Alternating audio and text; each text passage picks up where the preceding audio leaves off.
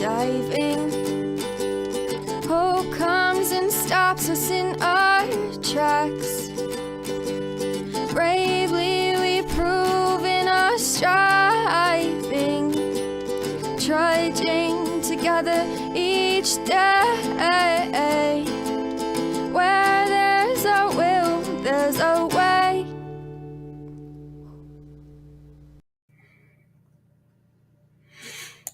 Good morning.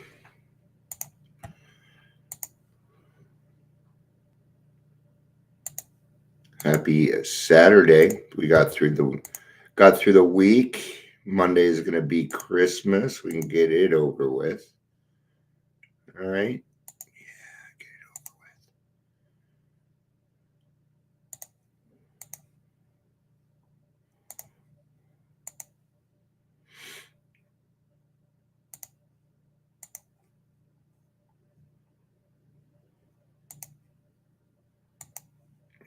Just doing a little bit more sharing here. I don't think anybody's quite on yet. Okay, we're going to go there. We're going to go to WhatsApp. WhatsApp. WhatsApp. Where they got it from, pretty sure.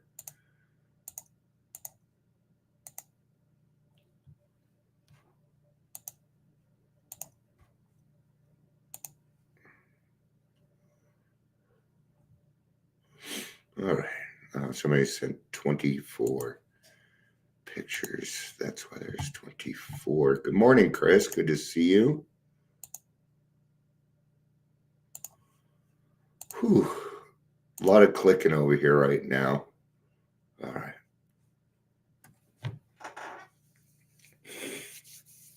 Got a lot of stuff done for the club this week.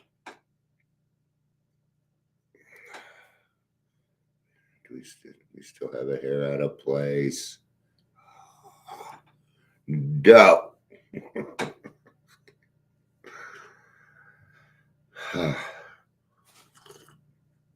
Yesterday we named the groups and got us signed up with DACA. 5:30 is going to be named Rule 62, and the 7 o'clock is going to be named Progress, Not Perfection. My friend Leanna helped me with that one. So, all right. Not sure how many people are on because it's saying 0. I can never really count on that, but let's go ahead and do introductions. Welcome to the Daily Trudge. My name is Dion. I'm going to be your host today. If you're here, please say hello, whether you're watching the live or the rewatch. I got a lot of rewatchers. I'm a rewatcher. All right, before we get started, just one quick bit of advice. Don't give advice. Okay? So when we give advice, we are not helping. That's not what we're doing. We think we're helping. Our intentions think we're helping. But what we're really doing is trying to determine the outcome of somebody else's life. We're taking their inventory. And then to give advice, even unsolicited advice, which I don't go for. I don't like it when people give me unsolicited advice. Right? Advice and constructive criticism are two different things. So what are we doing when we do that? Well, I know in our mind what we think that we're trying to do is help, but really what we're trying to do is take credit for what's to come. Oh, I gave them that advice. So fucking what? Okay? Don't give advice. Okay? You have your experience and you don't need anything else. Yeah, you have experience about it. Just think about it for a little bit first, okay? Before you start running your mouth, okay? I'll tell you who's the worst at this. People who have had long-term sobriety that relapse and come back. They hand out advice. They dole advice all over the place. And it ain't going to work. Maybe that worked for them 20 years ago, but it ain't going to work now. See, the disease has progressed. So, all right. Today we're reading out Language of the Heart. 2 days in a row with it. I is scared half the house. I don't know what the hell all that was. Books. I got plenty of books. All right. So Recovery Unity Service. And the part we're trying to get to here is our 12th step, carrying the message. It's a basic service that AA Fellowships gives. So Recovery Unity Service is, I forget what we call it. But anyway, it's on our coin. Okay. Unity is 12 steps. Recovery is the 12. Oh, no. Unity is the 12 traditions. I'm sorry. Recovery is the 12 steps. And service is service. All right. It says to read on page 160. Let me double check that. Okay. So I'm going to go back to 159. When we first opened for business at Vesey Street, a dollar per member per year was required to do the overall job. But at that time, a dollar was a dollar. Today, a dollar is only 50 cents. And today, it's more like 5 cents. Okay? If not less. We got to get more than a dollar in the basket. But at the same time, that's really what it's always been, is a dollar, right? So it's up to you. I can't tell you how much to put in. And I can't tell you because I don't get to put in very often. I don't. Okay. So I do a lot of service work. I give up a lot of time. I forego a lot of things. So if AA's present membership actually sent us $1 a piece every year, we would still have enough funds to run our work headquarters in spite of the watered dollar, and we could pay all expenses of the General Service Conference besides. But we still have to ask our contributing groups to give $2 per member per year for the distressing reason that only about half of the AA groups give their world headquarters any support whatever. We've got to support our local stuff, okay? Your local central office, your local groups, our world headquarters, okay? That headquarter reserve of book money has to be the foot of 10 deficits. We have grown so fast that the average member has lost touch and does not understand world headquarters and what it does. So I deeply hope that this picture of mine, plus the great work of conference delegates and committee members are now doing, will be graphic enough to arouse in the non-contributors a continuing desire to help. Indeed, I'm certain that it will. Good morning, Ingrid. Good to see you. Until 1951, and I'm reading out Language of the Heart. I don't know that you have this book. You leaving? No, can I get in the shower? Yeah. Until 1951, our headquarters was constantly overhung with even a greater threat to its existence. While this danger still loomed, and if the problem it posed wasn't solved, our whole world service structure might someday wind up in complete collapse. The dangers was this.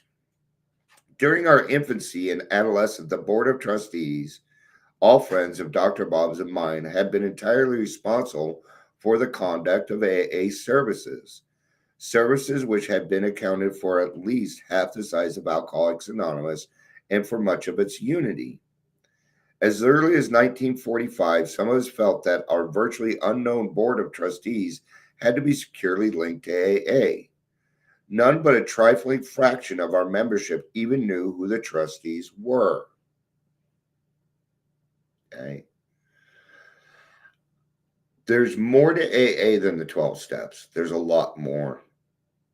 Okay, we got to get into the traditions. There's 12's concept, there's principles. There's so much service work to be done, it's ridiculous. Okay. I'm always looking for people to do service work. Always. Whether it's telling your story or helping with Zoom or something, you got to do service work. Nothing but the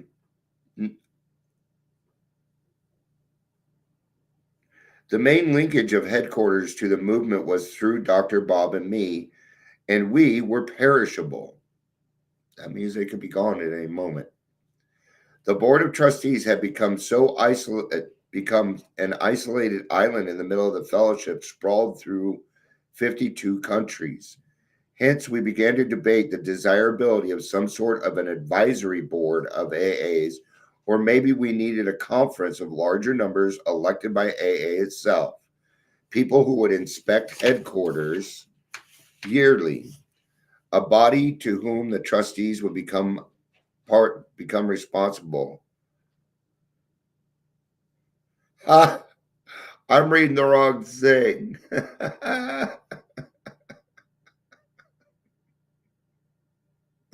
I'm reading the wrong thing. I'm supposed to be reading what is the third legacy. Okay, those are the three legacies. Hey, we answered the recovery unity service. They're the three legacies.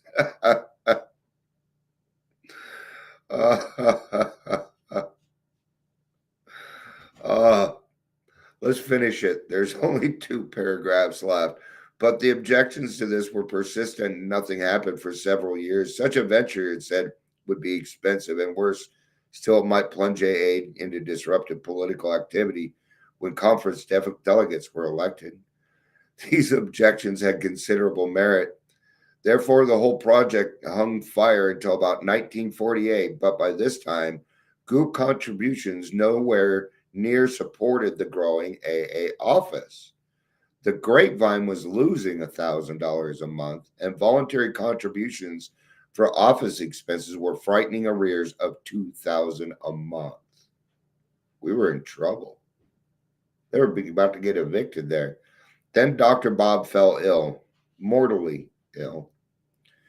Finally, in 1950, spurred on by the relentless logic of the situation, the trustees authorized Dr. Bob and me to advise a plan with which this booklet deals. It was a plan for our General Service Conference of AA, a plan by which our society could assume full and permanent responsibility for the conduct of its most vital affairs. So good job on that. And that's where our traditions come in. All right, let's get to the reading for the day. Yay! What is the third legacy? July 1955. I was going to read, though. Let us know. It kind of lets us know that AA is always broke. Always. We're always broke. All right. What is the third legacy? That's service. All right. Our 12th step, carrying the message, is the basic service that AA Fellowship gives. This is our principal aim and the main reason for our existence. Therefore, AA is more than a set of principles. It is a society of alcoholics in action. When you have thousands, hundreds of thousands, millions of alcoholics with the same intention to heal other people, great things happen. It does. I watch it happen all the time. I go into my meetings and being a part of the world. I see what's going on out there, right? We must carry the message, else ourselves can wither, and those who haven't been given the truth will die. We have a responsibility to carry this on. Okay? Got a responsibility to carry this on. And every member of Alcoholics Anonymous has that responsibility. Hence, an AA service is anything, whatever, that helps us reach a fellow sufferer, ranging all the way from the 12th step itself to a 10-cent phone call and a cup of coffee, and to the AA's General Service Headquarters for national international action. The sum total of all these services is our third legacy. Service includes meeting places, clubs, hospitals, and intergroup conferences. What do I do? Okay. They require committees, delegates, trustees, and conferences. And not to be forgetting, they need voluntary money contributions. Yeah. Nobody donating to my stuff. They're gonna have to see other. It's sad. Nobody donates to a white Gen X man. I just don't. Okay.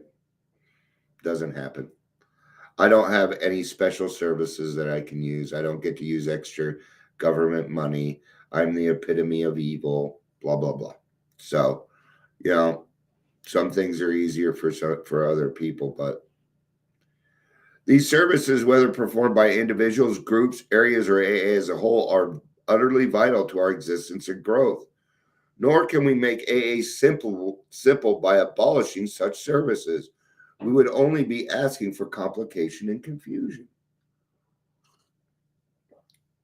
And no, I'm not going to go on my tirade about how we sponsor. Not today. Concerning any given service, we therefore pose but one question. Is this service really needed? If it is, then maintain it we must, or fail in our mission to those who seek AA. Okay? I wanted to open a club for a while. You got a question? Go ahead. I've been trying to open a club for a while, but finding the right location was extremely important. Okay. Number one, I need to make sure there weren't really any other clubs around me. It's kind of rude. But see, all the sweet spots were really taken. But then God came along and introduced me to Pastor Marcia, and he gave me a space. And he said, Dion, even better, I'm not going to charge you anything. And it's in a perfect spot. Is it rural? Yeah. Is it perfect? Yep. It's right where it needs to be. Okay. I'm not going to argue with it. I'm just going to do what I need to do. Right? That's how life works. Or at least that's how it works for me. So you got to ask, is this service really needed? What are my intentions? What am I doing? Who am I trying to provide for?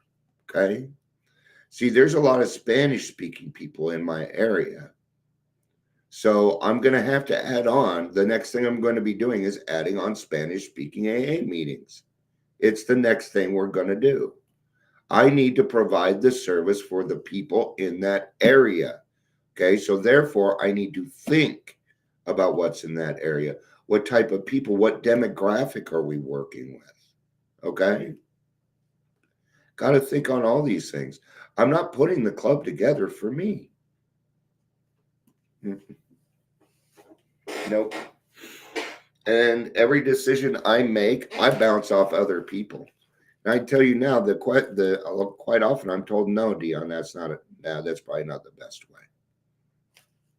And I say, okay, good. Then I'm going to go a different direction, right?